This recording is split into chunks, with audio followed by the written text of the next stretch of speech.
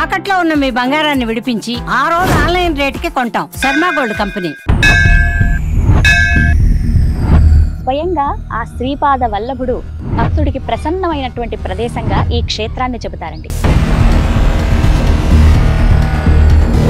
అంత ప్రశాంతంగా ఉందండి, నిజంగా చాలా బాగుంది. దూరం నుంచి కొండల మధ్యలో ఉన్నట్టుంది.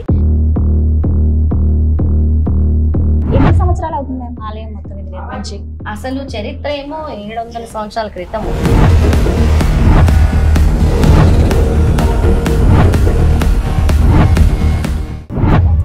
శ్రీపాద వల్లభ దిగంబర, దిగంబర దిగంబర, అవధూత చింతన దిగంబర.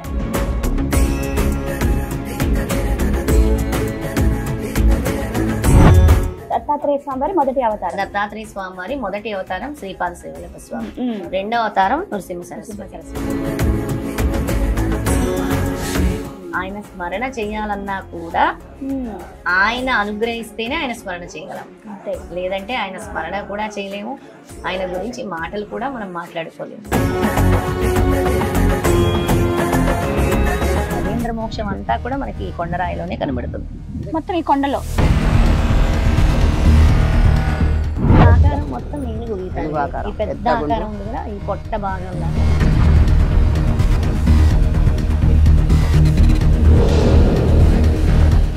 ఇవన్నీ కూడా గుహల్లోనే. అప్పుడు కూడా అడవిలు, గుహలు, కొండగుట్టలేగా.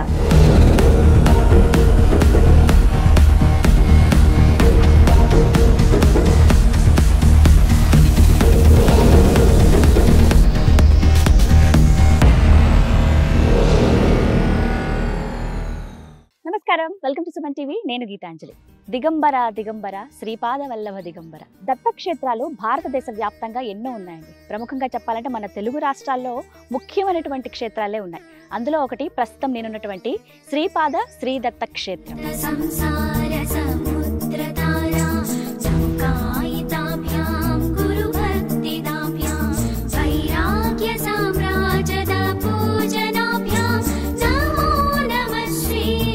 స్వయంగా ఆ శ్రీపాద వల్లభుడు భక్తుడికి ప్రసన్నమైనటువంటి ప్రదేశంగా ఈ క్షేత్రాన్ని చెబుతారండి.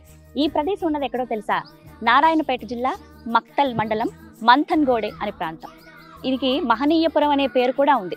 హైదరాబాద్ నుంచి దగ్గర ఒక 4 గంటల ప్రయాణం అండి. కురుపురానికి వచ్చిన వాళ్ళు సాధారణంగా ఈ ప్రాంతానికి కూడా వస్తూ ఉంటారు. అయితే చాలా తక్కువ మంది రావడం, తక్కువ మందికి తెలిసింది. కానీ చాలా ప్రముఖమైన ముఖ్యమైన క్షేత్రం. ఈ దివ్య క్షేత్రాన్ని ఖచ్చితంగా దర్శించండి. ఇక్కడ ఎంతో మహత్తు ఉంది అని నాకు చెప్పింది ఎవరో తెలుసా? లతా దత్త గారండి. లతా దత్త గారి గురించి అందరికీ తెలుసండి. శ్రీపాద శ్రీవల్లభ దత్తపీఠాన్ని ఆవిడ స్థాపించారు. వ్యవస్థాపకురాలుగా ఉన్నారు. అలాగే స్వామివారిలో ధరిస్తూనే ఉంటారు, ఆ సేవలోనే ఉంటారు. ఎంతో మందికి దత్త మార్గాన్ని చూపించారు ఆవిడ. నాకు కూడా ఇలాగే చెప్పారనమాట, ఖచ్చితంగా వెళ్ళి చూడాలి, ఆ ప్రాంతం ఎంతో అద్భుతమైనదంటే వారితో పాటే వచ్చాను నేను. మరికి వారిని ఆహ్వానిద్దాం. నమస్కారం. నమస్తే. నమస్తే. జై గురుదత్త. జై గురుదత్త. చాలా బ్లెస్డ్ అని చెప్పాలి. ఎందుకంటే ఇలాంటి భక్తి కార్యక్రమాలు చేయటానికి కూడా దైవానుగ్రహం ఉండాలి. అనుగ్రహం సంపూర్ణంగా ఉంది. అందుకే స్వామి చాలా సంతోషం, ఇన్ని క్షేత్రాలు, ఇన్ని మహిమాన్వితమైన క్షేత్రాలకి మిమ్మల్ని తీసుకొస్తాను. వెళ్ళగలుగుతున్నా. కానీ నేను ఇన్ని రోజులు ఎందుకు రాలేపోయినా ఇలాంటి ప్రదేశాలకని అనిపిస్తోంది. చాలా సంతోషం. Thank you so much. అంతా ఆ స్వామి ఇలా మీలాగా నాకు నడిపించారు ఇక్కడికని భావిస్తున్నాను. కొంచెం అంటే దూరం అని కాదు, కానీ ఎంతో చూడాలని ఆ తాపత్రయం అయితే కలిగిందండి మీరు చెప్పినప్పుడు. ఈ ప్రాంత విశిష్టత, అలాగే స్వామివారి మహత్యం తెలుసుకుందాం ఆలయం లోపలికి. అసలు ముందు ఇక్కడ ఎంతో ప్రశాంతత ఉంది. మనం అడుగు పెట్టగా హాయిగా ఉంది. సరే, ఇక ఆలస్యం ఎందుకు, తప్పకుండా వెళ్దాం మరి.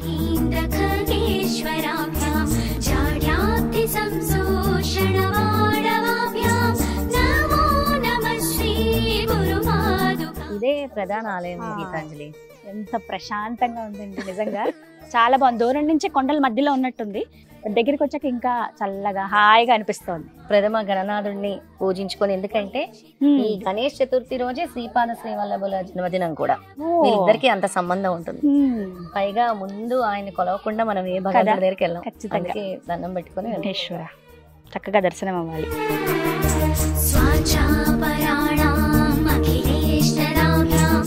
ఇక ప్రధాన ఆలయం వెళ్ళి చూసొద్దాం. ముందు స్వామిని దర్శించేసుకొని తర్వాత ఇక్కడ వృత్తాంతం చెప్తారా? ఇక్కడ జరిగిన వృత్తాంతం అంతా కూడా చాలా స్పష్టంగా చెప్తాను. తప్పకుండా తెలియదు ఎవరికి, తెలుసుకోవాలి, ఇక్కడికి రావాలి కూడాను. తెలుసుకుందామంటే అయితే ముందుగా ఎప్పుడెప్పుడు ఆ స్వామిని చూద్దామన్న కుతూహలం ఉంది మాకైతే. సో ఆలస్యం చేయకుండా వెళ్ళి దర్శనం చేసుకుని ఆ తర్వాత మిగతా విశేషాలన్నీ మాట్లాడుతాం.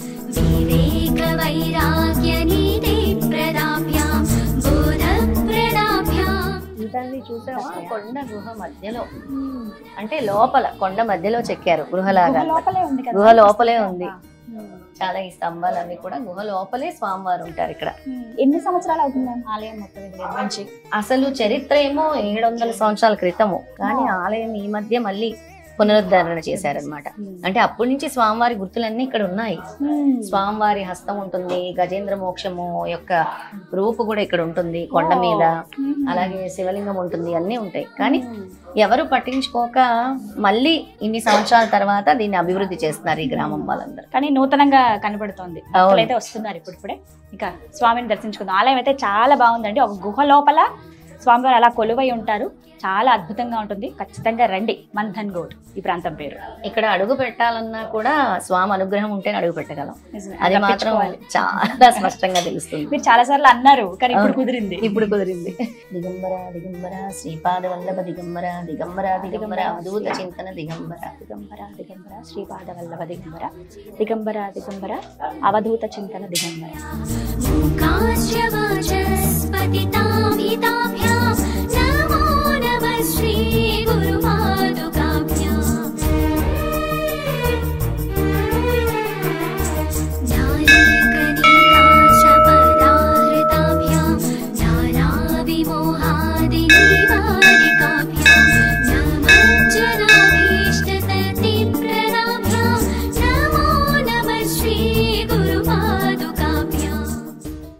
ఇంకా ప్రశాంతంగా అనిపిస్తున్నాం. గురు సన్నిధిలో అలా కూర్చున్నాం. ఇంత దగ్గరగా చూడడం కూడా ఒక కొత్త అనుభూతి. స్వామి ఎంత బాగున్నారండి. మధ్యలో దత్తాత్రేయ స్వరూపం, మధ్యలో దత్తాత్రేయ స్వామి, ఇటుపక్క నృసింహ సరస్వతి. ఏదైతే గానగాపూర్ మన భక్తులందరూ వెళ్తూ ఉంటారో నృసింహ సరస్వతి స్వామి. ఇటు మొదటిది శ్రీపాద శ్రీవల్లభ స్వామి, మొదటి అవతారం. దత్తాత్రేయ స్వామి వారి మొదటి అవతారం. దత్తాత్రేయ స్వామి వారి మొదటి అవతారం శ్రీపాద శ్రీవల్లభ స్వామి, రెండో అవతారం నృసింహ సరస్వతి. అయితే శ్రీపాద శ్రీవల్లభ స్వామి యతీశ్వర్లు, చాలా పవర్ఫుల్. ఎందుకంటే ఫస్ట్ ఇన్కార్నేషన్. ఆయన స్మరణ చేయాలన్నా కూడా ఆయన అనుగ్రహిస్తేనే ఆయన స్మరణ చేయగలం, లేదంటే ఆయన స్మరణ కూడా చేయలేము. ఆయన గురించి మాటలు కూడా మనం మాట్లాడుకోలేము. మీరు ఎంత అదృష్టవంతులో పీఠం పెట్టారు శ్రీపాద శ్రీవల్లభుడి విగ్రహం. ఎంత బాగుంటుందో స్వామి. నిజంగా ఆయన కూర్చున్నట్టు. నేను విగ్రహం అని కూడా అనను, స్వామి అలా కూర్చున్నారని అంటాను. అది ఎన్నో జన్మల బంధం గీతాంజలి. శ్రీపాదుల వారికి నాకు జన్మజన్మల బంధం అని స్వామి స్వయంగా చెప్పారు కాబట్టి నేను కూడా దాన్ని చెప్పగలుగుతున్నాను. నిజంగా మధ్యలో కూడా ఎంత చక్కగా ఉన్నారు స్వామి. చక్కగా వెండి తొడుగు వేశారు దత్తాత్రేయ స్వామి వారికి. చక్కగా అలంకరించారు, పట్టు వస్త్రాలు పెట్టారు, రుద్రాక్షలు చూస్తున్నాం. అంటే ఆయనవే కదా. కింద కూడా పాదుకలు ఉన్నాయి, అక్కడ పాదుకలు కూడా ఉన్నాయి. ఇది శ్రీపాద శ్రీవల్లభ క్షేత్రము. ఇది మంతనగౌడ అన్నమాట. మహనీయపురం అని కూడా చెప్తారు. ఎందుకంటే చాలా చాలా మహిమాన్వితమైంది.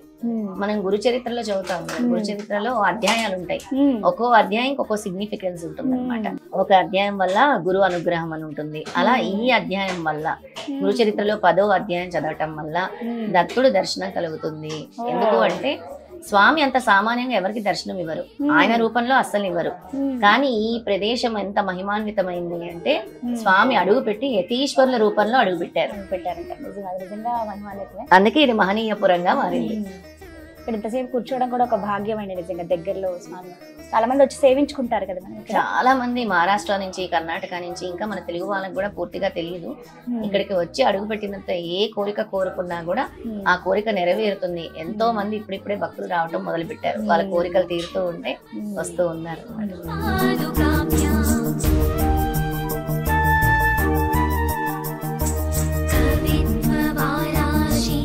చాలా చక్కగా దర్శనం అయితే జరిగింది. ఈ గుళ్ళో ఇంకా చాలా విశేషాలు ఉన్నాయి గీతాంజలి. ప్రతి కొండ, అంటే ఈ కొండ సామాన్యంగా నీకు కొండలా కనబడుతుంది, కానీ ఇందులో చాలా పెద్ద విశేషం ఉంది. గజేంద్ర మోక్షం అంతా కూడా మనకి ఈ కొండరాయిలోనే కనబడుతుంది. మొత్తం ఈ కొండలోనే కనబడుతుంది గజేంద్ర మోక్షం అంతా. ఇప్పుడు పూజారి చూపిస్తారు మనకి ఎక్కడెక్కడ ఉందో. దాన్ని నేను మళ్ళీ వివరంగా చెప్తాను.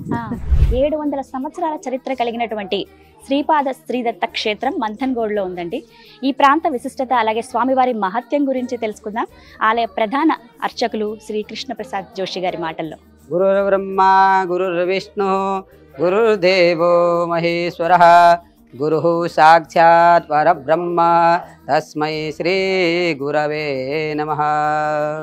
काषाय वस्त्रं करदण्डधारिणं कमण्डलं पद्मकरेण शङ्खं चक्रं गदाभूषितभूषणाढ्यं श्रीपादराजं शरणं प्रपद्ये।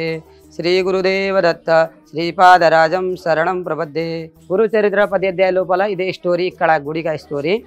ఇక్కడ శ్రీపాద శ్రీవల్ల పుట్టిండు స్థానం పీఠాపురం. 16 సంవత్సర పీఠాపురం తర్వాత కురగడ్డ కళ 14 संवत्सर भगवान श्रीपाद श्रीवल्लभ जी भक्त के लिए इस स्थान पर प्रकट होकर क्या किया, चारों चोरों में से 3 चोरों को मार डाला। चौथे चोर को मारने के लिए तैयार हुए थे। चौथा चोर हाथ जोड़ के क्षमायाचना करने लगा। स्वामी ने उसको निरपराधी सोच करके उसको क्षमा भी कर दिए। उसको बाद में बताया कि इस भक्त की मेरे भक्त की रक्षा करना, धड़ और सर को मिला देना, ये विभूति मंत्र के द्वारा उसे गले में लगा देना, ये जीवित हो जाएगा। जैसा कहा था वैसे उसने किया, धड़ और सर को मिला दिया, विभूति गले में लगाते मरा हुआ बल्लवेश ब्राह्मण जीवित हो गया। उसके बाद बल्लवेश ब्राह्मण बोल रहा है कि मेरे साथ में आए हुए लोगों को किसने मारा, ये घटना क्या हुई। जो क्षमा मांग रहा था उसको पूछा, उसने बोला एक जटाधारी, हाथ में खड्ग त्रिशूल धारण किए हुए, पूरे शरीर में विभूति धारण के एक स्वामी आए थे। उस स्वामी ने इन लोगों का संहार किया, आपके कारण मेरे को क्षमा किया, आपको जीवन दान दिया। कौन है मालूम नहीं, ईश्वर त्रिपुरारी। इतने में भगवान श्रीपाद श्रीवल्लभ जी को मालूम हो गया वो और कोई नहीं है, वो है कुरपुर वाले श्रीपाद श्रीवल्लभ जी है बोल के मालूम हो गया। अपना धन इकट्ठा करके यहाँ से कुरपुर में जाकर के विधिवत पूजा अर्चना करने के बाद 1000 ब्राह्मणों को अन्नदान कराने का संकल्प था। उसी धन से 4000 ब्राह्मणों को अन्नदान कराया बोल के गुरु चरित्र पद्य अध्याय 10वें अध्याय में इसका वर्णन है। अभी भी यहाँ बड़े बड़े ये पत्थर है ना, पत्थरों में भी आकृति है। घुर्रम लागा गुंडू, हेनगु लागा गुंडू, मुसली लागा गुंडू, गरुड़ पक्षी लागा गुंडू, गजेंद्र मुख्यला का स्टोरी हुंदी। मुसली पैना को चक्रम लागा, मुसली का पैना मुखम कटिंग इदे लागा ఇది స్టోరీ ఉంది। రక్తం చై बोल के बैक साइड में रक्तम चई हुंदी। ఇప్పుడు एक हनुमान जी संजीवनी बूटी मतलब संजीव बूटी लेके जा रहे हैं, ऐसे उड़ के जा रहे हैं, ऐसा भी दिखाई दे रहा है। पत्थर फट करके उसमें भी ओम आकृति का आकृति है। ये चाला पवित्र स्थान महाराष्ट्र, गोवा और तेलंगाना, आंध्र प्रदेश, दिल्ली से भी कोई भक्त लोग आते हैं। ज़्यादा इसका लोगों को मालूम नहीं है, लेकिन किसी कहीं से मालूम होने के कारण यहाँ आते। बहुत पवित्र शांत स्थान है, भगवान स्वयं प्रकट हुए स्थान। श्री गुरुदेव दत्त श्रीपादराजम शरणम प्रपद्ये। जय श्री राम, जय गुरुदेव दत्त। जय गुरुदेव दत्त। हमको बताइए। ఇక్కడ గుర్రం లాగా గుండు ఉంది, ఇదే గుర్రం లాగా, ఇదే కన్ను నోరు ఇదే ఇది గుర్రం లాగా గుండు। పక్కల ఏనుగు లాగా ఉంది। ఎక్కడ ఉంది ఏనుగు లాగా? పక్కల ఇది పెద్ద గుండు ఏనుగు లాగా, కింద ముసలి లాగా ఉంది। అయితే ఏంటి ఇది? ముసలి. ఇది ముసలి లాగా, ఇది బ్యాక్ సైడ్, అది తోక, తోక ఇక్కడ ఇది ముఖం పైన కటింగ్ ఉంది, కిందగా ఆల్రెడీ ఎక్కడ కటింగ్ ఉంది, ఇక్కడ చక్ర సమానం కొంచెం ఇది రౌండ్ ఉంది ఇక్కడ। అవును, ఆ రౌండ్ ఏంటి? రౌండ్ ये राउंड ఉంది, ఇది చక్ర से ఇది కటింగ్। గజేంద్ర ముఖ్య స్టోరీ में ఒక భక్తుడు, ఒక రాజా నెక్స్ట్ జన్మ में हाथी एलिफेंट, తర్వాత ఒక జన్మలో రాజు, మళ్ళీ వేరే జన్మలో ఆయన ఎలిఫెంట్, ఏనుగు। తర్వాత ఏనుగు ఎక్కడ పాయ, షేరు కడ పాయ, నీళ్ళు కడ, తర్వాత ముసలి గుంజుతాడు, తర్వాత స్వామికి యాద్ చేస్తాడు, నారాయణ వచ్చి కటింగ్ చేస్తాడు। ఇదేలాగా ఇదే ఏనుగు। ఈ ఆకారం మొత్తం ఏనుగు ఈ పెద్ద ఆకారం ఉంది కదా, ఈ పొట్ట భాగం లాగా।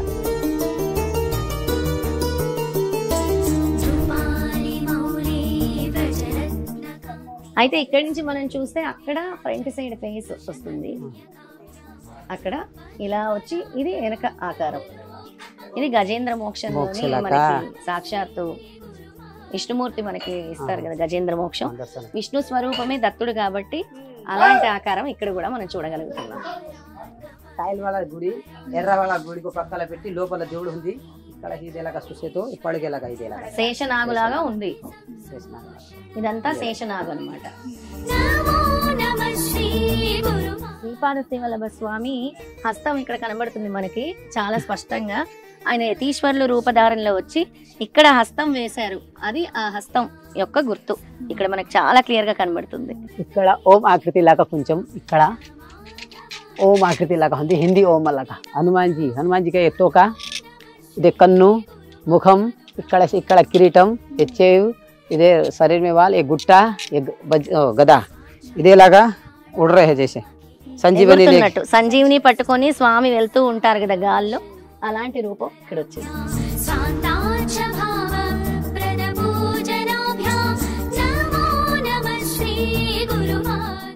అంత బాగుంది మేడం క్షేత్రం అయితే.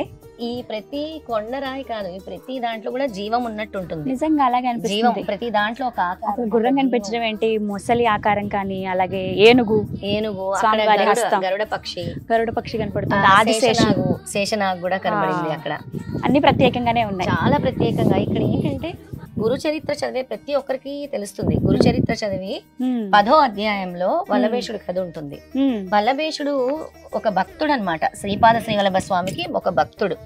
చాలా నమ్మకంతో కురవపురం వచ్చి స్వామివారిని నమస్కరించుకొని, నా వ్యాపారంలో గనక అధిక లాభాలు వస్తే నేను కురవపురం వచ్చి అన్న సంతర్పణ చేస్తాను అని మొక్కుకుంటాడు.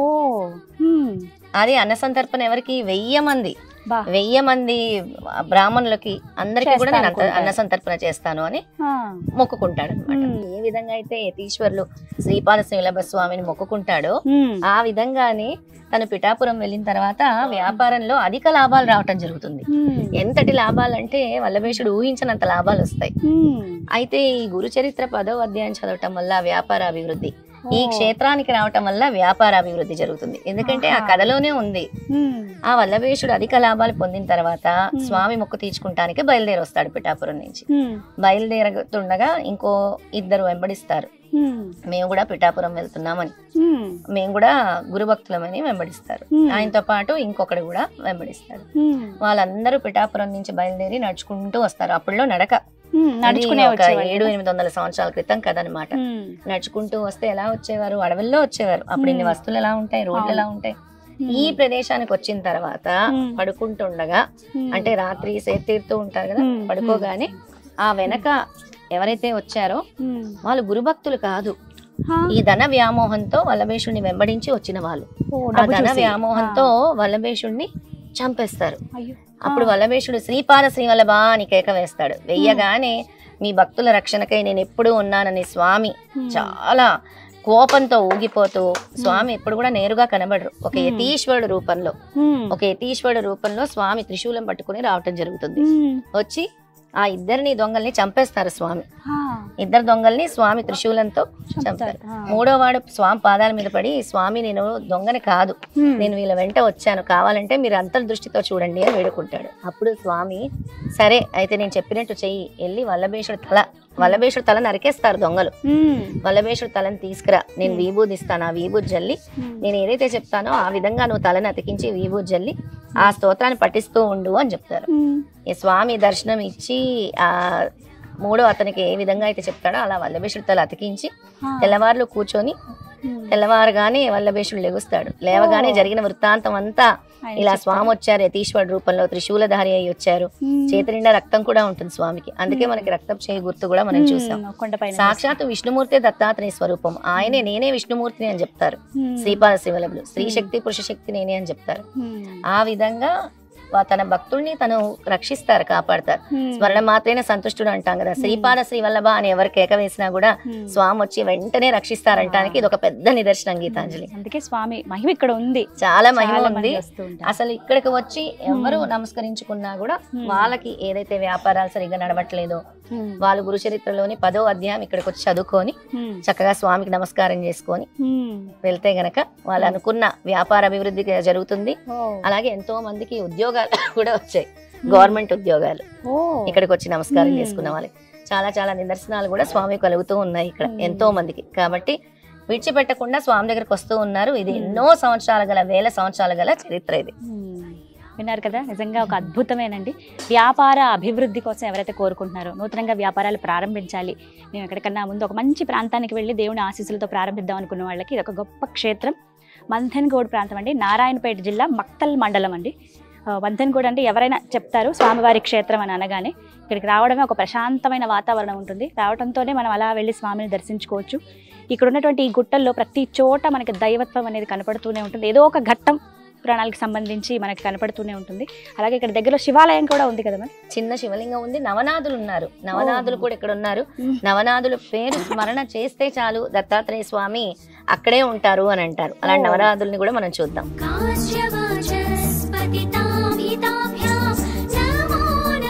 దత్తక్షేత్రానికి పక్కగానే ఒక మందిరంలో నవనాథుల క్షేత్రం కూడా ఉంటుందండి. విశిష్టత తెలుసుకుందాం మేడం.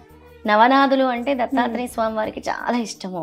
అసలు ఎంత ఇష్టం అంటే వాళ్ళ పేరు స్మరించగానే తొందరగా స్వామి ప్రత్యక్షం అవుతారు. మనం నవనారాయణుల గురించి విన్నాం కదా, అలాగే వాళ్ళు ఎలాగో నవనాథులు అంతే, వాళ్ళ అవతారాలే అని చెప్తారనమాట.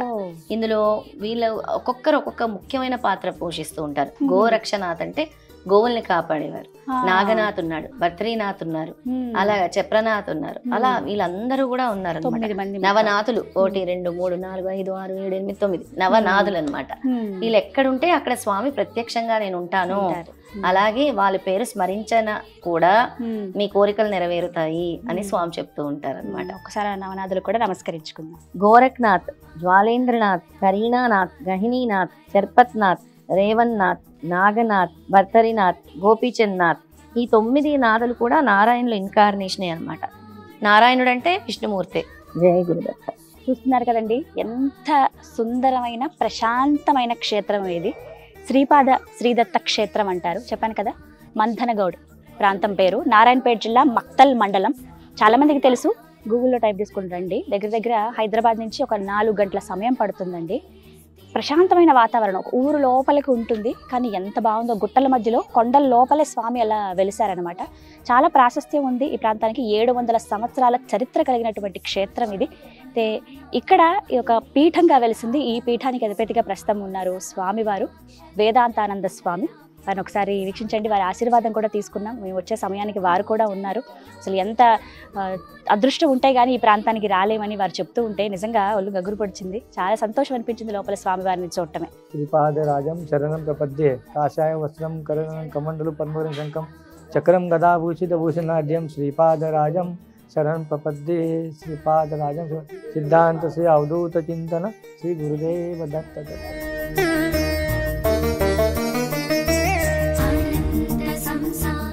శ్రీపాద శ్రీవల్లభ క్షేత్రం గురించి మరిన్ని వివరాలు ఆలయ చైర్మన్ కృష్ణయ్య గౌడ్ గారి మాటల్లో విందాం. జయ గురుదత్త. మంతనగౌడ్ దత్తా క్షేత్రము మందిరము. ఇక్కడికి మహారాష్ట్ర, కర్ణాటక, తెలంగాణకి వెళ్ళి చాలా భక్తులు వస్తారు.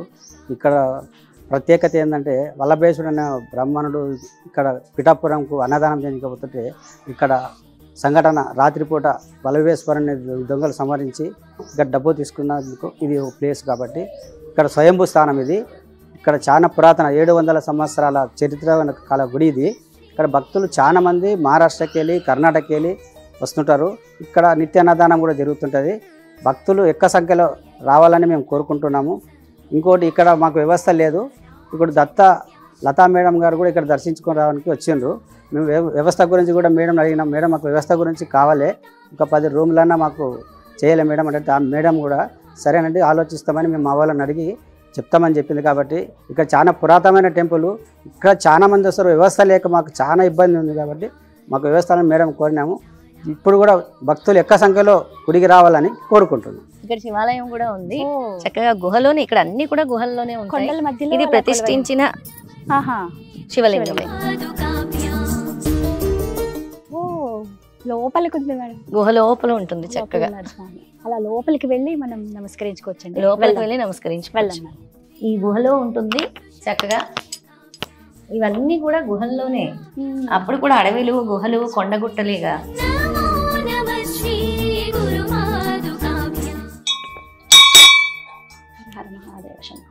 హర హర మహాదేవ శంభో శంకర. ఓం నమ శివాయ, ఓం నమ శివాయ, ఓం నమ శివాయ. చక్కగా ఉన్నారు ఆదిశేషుడు. చాలా బాగుంటారు. వినాయకుడు నంది ఎదురుగుండా చక్కగా స్వామి ఇలా కొలువు. త్రిశూలము. మామూలుగానే ఆయన ఇలా కూర్చుని తపస్సు చేసుకుంటారా అని అనిపిస్తుంది. అవును, సాక్షాత్తు ఈశ్వరుడు ఇక్కడ ఉన్నట్టే అనిపిస్తుంది. నిజమే. నవనాథులు ఎక్కడుంటారో, దత్తాత్రేయ స్వామి ఎక్కడుంటారో, ఈశ్వరుడు అక్కడే ఉంటారు. ఎందుకంటే త్రిమూర్తి స్వరూపం, బ్రహ్మ విష్ణు మహేశ్వరుడు కాబట్టి విష్ణుమూర్తి హరిహరులు ఇద్దరు కూడా ఒకే చోట ఉంటారు. చక్కగా ధూపదీప నైవేద్యాలన్నీ. అందుకే ఎక్కడైతే విష్ణుమూర్తితో ఈశ్వరుని కూడా ప్రతిష్ఠిస్తారు. అందుకే హరిహరులు ఒక దగ్గరే ఉండాలని. చాలా బాగుంది.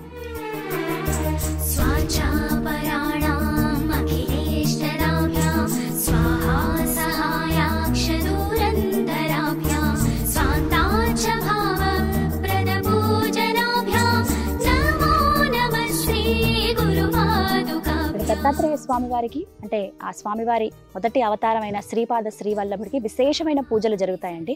ప్రత్యేకంగా దత్త జయంతి రోజున స్వామివారికి రథోత్సవం కూడా నిర్వహిస్తారు. ఒకసారి రథాన్ని చూడండి. ఈ రథంలోనే స్వామివారు ఊరేగుతారు. చుట్టుపక్కల గ్రామాల ప్రజలు కావచ్చు, వివిధ రాష్ట్రాల నుంచి ఎంతో మంది భక్తులు ఆ రథోత్సవంలో పాల్గొని స్వామివారి అనుగ్రహం పొందుతారు.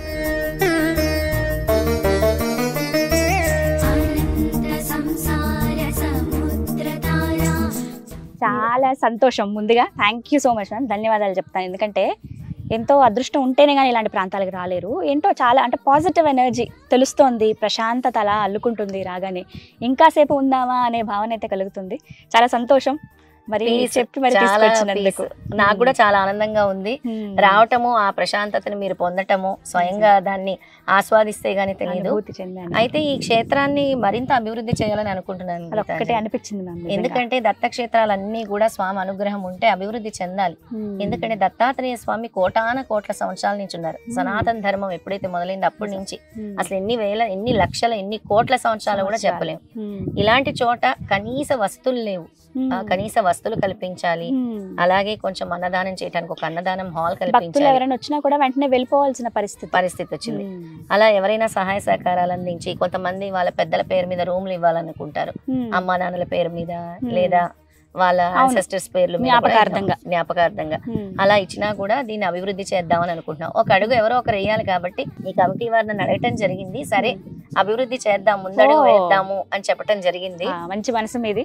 వింటున్నారు కదా, ఎవరైనా ఈ ప్రదేశానికి వస్తే తెలుస్తుందండి. ఖచ్చితంగా రండి. హైదరాబాద్ నుంచి ఒక 3:30 నుంచి 4 గంటల ప్రయాణం ఉంటుంది. నారాయణపేట జిల్లా మహబూబ్ నగర్ నుంచి మీరు రావచ్చు. రోడ్లన్నీ కూడా పర్వాలేదు, బాగానే ఉన్నాయి, కాస్త కన్వీనియంట్గా. మక్తల్ మండలం వస్తుంది. మంథన్గూడ్ అనే ప్రాంతం, మహనీయపురం అంటారండి. ఎంతో అద్భుతమైన శ్రీపాద శ్రీవల్లభుడి దత్త క్షేత్రం ఇది. ఎంతో మహిమాన్వితమైన ప్రదేశం, స్వామివారి స్వయం వ్యక్తమైనటువంటి ప్రదేశం ఇది. ఇక్కడ కాకపోతే కొంచెం వసతులు, వచ్చిన భక్తులకి కొద్ది సౌకర్యాలు కావాలంటే రూములు కానీ ఇలాంటివి ఉంటే బాగుంటుంది. తమ వంతుగా దత్త ఉపాసకురాలు కాబట్టి ఆవిడ మనసు చల్లించింది. నిజంగా ఇలాంటి ప్రాంతానికి భక్తులందరూ వస్తే బాగుంటుందని చెప్పి లతగా నిర్ణయించుకున్నారు. రూమ్స్ ఇలాంటివి ఏమైనా ఏర్పాటు చేద్దామని. మీ వంతుగా కూడా మీరు సహాయం అందించవచ్చు. మీ పెద్దవాళ్ళ జ్ఞాపకార్థంగా కావచ్చు, ఎవరో ఒకరి మా ఇష్టంగా స్వామివారికి ఇది ఒక సేవగా భావించి మీరు ఏమైనా దానం చేసిన, రోజు ఇక్కడ అన్నదానం జరుగుతుంది, అందులో కూడా కొంత పాల్గొన్నా కూడా ఎంతో కొంత సహాయం చేసినట్టు స్వామివారి సేవ చేసుకునే భాగ్యం దక్కుతుంది. కానీ మీరందరూ కూడా అమ్మగారితో సహాయం చేయండి, చేయి కలపండి వారితోటి. ఇక్కడ ఒక చక్కగా చిన్న రూమ్స్ ఏమైనా ఏర్పాటు చేస్తే ఎక్కడెక్కడి నుంచి వచ్చిన వాళ్ళు కూడా ఇక్కడ ఉండొచ్చు, ఉండి స్వామివారి సేవలో వారు తరించవచ్చు, స్వామివారి అనుగ్రహాన్ని పొందొచ్చు. అంతే కదా మ్యామ్? అంతే. చాలా చక్కగా చెప్పావు గీతాంజలి. అదంతా కూడా స్వామి దయ. ఇంకా ఎవరు ఏమి చేయాలి, ముందడుగు వేయాలన్నా కూడా స్వామి సంకల్పం ఉండాలి. మన వంతుగా మనం ఏం చేయగలమో చూద్దాం. తప్పకుండా చేద్దాము. అది ఇదొక అదృష్టంగా భావిస్తున్నామండి. ఖచ్చితంగా రండి. మళ్ళీ అదే చెప్తున్నాను. అడ్రస్ స్క్రీన్ మీద నేను మీకు ఇస్తానండి. నారాయణపేట జిల్లా మక్తల్ మండలం, మంథన్గూడ్ ప్రాంతం.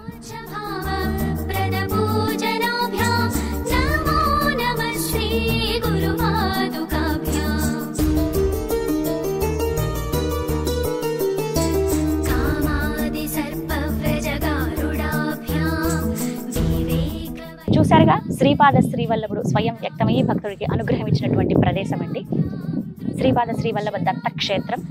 నారాయణపేట జిల్లా మక్తల్ మండలం, మంథన్గూడ్ ప్రాంతం, మహనీయపురం అని కూడా అంటారు ఈ ప్రాంతాన్ని. తప్పకుండా ఈ ప్రాంతాన్ని మీరు కూడా దర్శించి ఆ స్వామివారి అనుగ్రహాన్ని పొందుతారని కోరుకుంటున్నాను. ఇది వాళ్ళ వీడియో. నమస్కారం. జై గురుదత్త. జై గురుదత్త.